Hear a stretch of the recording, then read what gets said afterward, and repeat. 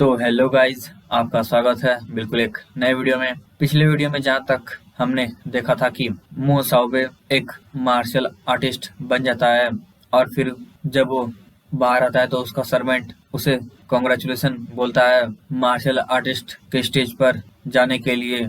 फिर उसके बाद उसके सर्वेंट्स मो साओबे को कपड़े पहनाते हैं और फिर कुछ देर बाद मो साओबे के फादर वहां पर आ जाते हैं और बोलते हैं हंसते हंसते, तो साओबे आखिर बाहर आ ही गया। साओबे बोलता है फादर, उसके फादर बोलते हैं ऐसा लगता है कि तुम मार्शल आर्टिस्ट के स्टेज पर पहुंच गए, जैसा कि मैं अपने बेटे से एक्सेप्ट कर सकता हूँ। साओबे को बोलता है साओबे, तुमने बहुत अच्छा काम किया। साओबे बोलता है चिंता मत कीजिए फादर, मैं अपने फैमिली पर एम्बेरस नहीं आने दूंगा। उसके फादर बोलते हैं ऑफ कोर्स, जो ओल्ड एंचेस्टर हैं उन्होंने कहा है कि वो तुम्हें खुद गिफ्ट देना चाहते हैं। साओबे तुरंत नीचे झुक जाता है और बोलता है I thank ancestor and fathers nature. उसके फादर बोलते हैं हंसते हंसते सन क्विकली राइज। और फिर उसके फादर बोलते हैं जाओ किचन में देखो कि मील अभी तक तैयार हुआ है कि नहीं। वो बॉडीगार्ड बोलता है यस लॉर्ड। फिर उसके फादर बोलते हैं रुको, मैं खुद जाता हूँ। और मो साओबे के फादर साओबे से बोलते हैं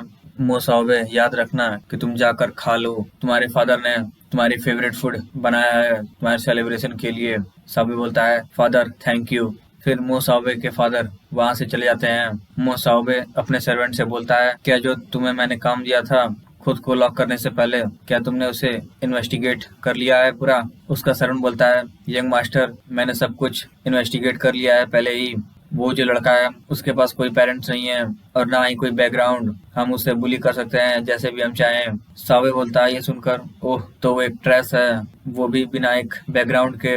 मुझे लगा था कि उसके पास स्ट्रांग बैकग्राउंड होगा, और अगर ऐसी बात है तो किसी को ढूंढो और उसे मार दो। सर्वेंट बोलता है मार दो यंग मास्टर, जो बेस है वो एक वाइल्ड एरिया नहीं है। अगर हम ऐसे ही लोगों को मारते रहे जो मो फैमिली है, इसके चलते कुछ दिक्कतें आने लगेंगी।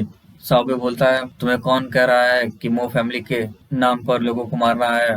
एक डार्क शैडो असैसिनेशन को ढूंढो। जो डार्क शैडो के लोग होते हैं वो लोगों को मारते हैं जो कि कुछ भी इन्वेस्टिगेट कर सकते हैं। उसका सर्वेंट बोलता है लेकिन एक डार्क शैडो असैसिन को हायर करने के लिए कम से कम 1 मिलियन लगेगा, और वो भी एक पुअर किड के लिए। क्या ये वर्थ इट है? सावे बोलता है नौकर हमेशा नौकर रहेंगे, और जो दिमाग है वो पुअर पीपल के माइंडसेट जैसा है।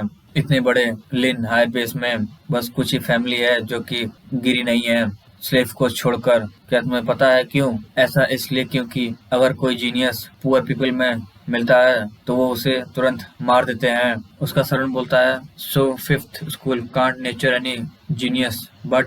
इधर सावे हंसते हंसते बोलता है जो कमजोर हैं वो मरेंगे, जो ताकतवर हैं वो जिएंगे, यही है वर्ल्ड का रूल। और फिर हमें इधर तायन को दिखाया जाता है जहाँ पर वो अपने जोर टेक्निक की प्रैक्टिस कर रहा होता है। और फिर वो बोलता है अब बारिश होने वाली है, लगता है घर जाने का समय आ गया। फिर वो घर की ओर चला जाता है बारिश में। फिर वो जाता रहता है, तभी वो रास्ते में एक टावर के ऊपर कुछ देखता है। वो सोचता है वो क्या है। फिर वो ध्यान से देखता है तो उसको एक स्टेटस विंडो दिखाया जाता है जहाँ पर नाम कल्टीवेशन और डार्क शैडो टैलेंट रहता है जो कि नॉइस रहता है। और फिर वो असैसिन उस पर अटैक कर देता है। तायन उस हमले को ब्लॉक कर देता है और दूर चला जाता है। और फिर तायन पूछता है तुम कौन हो? और फिर वो असैसिन बोलता है मैं वो हूँ जो तुम्हें मारूंगा। फिर तायन सोचता है रुको, क्या ये एक असैसिन है जो कि मो साओबे ने हायर किया है? लेकिन मो साओबे तो एक मार्शल वॉरियर बन चुका है, तो वो इजिली मेरे पास आ सकता है और मुझसे लड़ सकता है, तो उसने ऐसा क्यों एक अंडरहैंड मेथड इस्तेमाल किया?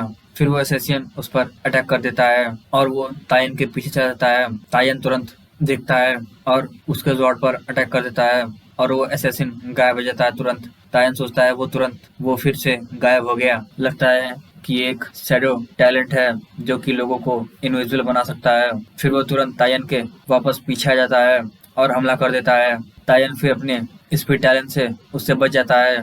वो असैसिन सोचता है धत्तरी की, कैसे एक मार्शल अप्रेंटिस इतना तेज है। तायन बोलता है अब ये मेरी बारी है अटैक करने का। फिर तायन उस पर अटैक कर देता है और वो असैसिन फिर से इनविजिबल हो जाता है। तायन सोचता है वो फिर से इनविजिबल हो गया। ये टैलेंट बहुत ही हार्ड है एक ऑर्डिनरी पीपल के लिए डील करना, लेकिन मेरे अगेंस्ट ये बिल्कुल यूजलेस है। वो असैसिन फिर से तायन के पीछे जाता है और तायन उस पर अटैक कर देता है और वो असैसिन को लग जाता है। वो असैसिन मुंह से खून फेंककर नीचे गिर जाता है और बोलता है, इम्पॉसिबल, एक इलाइट मार्शल वॉरियर भी मेरे टैलेंट से बच नहीं पाता। और फिर वो तायन से पूछता है, तुमने ये कैसे किया? तायन धीरे धीरे उसके पास चलते हुए आकर बोलता है, क्या तुम्हें जानना है? तब मुझे जवाब दो कि तुम्हें किसने भेजा है।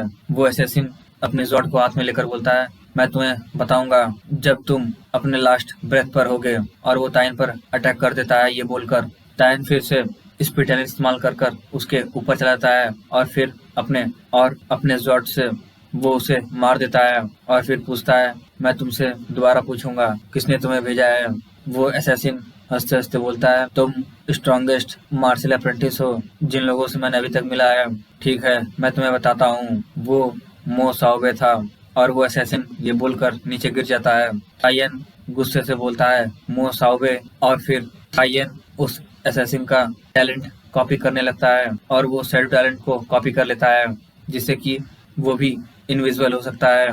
और फिर वो शैडो टैलेंट को मर्ज कर लेता है और फिर वो बोलता है, तुम्हारा शैडो टैलेंट अब मेरा हुआ। फिर तायन उस असैसिन के बॉडी को लेके जाकर पत्तों से ढक देता है एक जंगल में। और तायन सोचता है, being a human one shouldn't fall like a leaf, be it wind और रेन। ये Tayan, for my entire life I must live like a human. In this world, I must be wind and rain. Definitely not the fallen leaf. तो यहाँ पे खत्म होता है हमारा video. अगर आपको वीडियो पसंद आया तो वीडियो को लाइक और चैनल को सब्सक्राइब करें। मिलते हैं आपसे नेक्स्ट पार्ट में।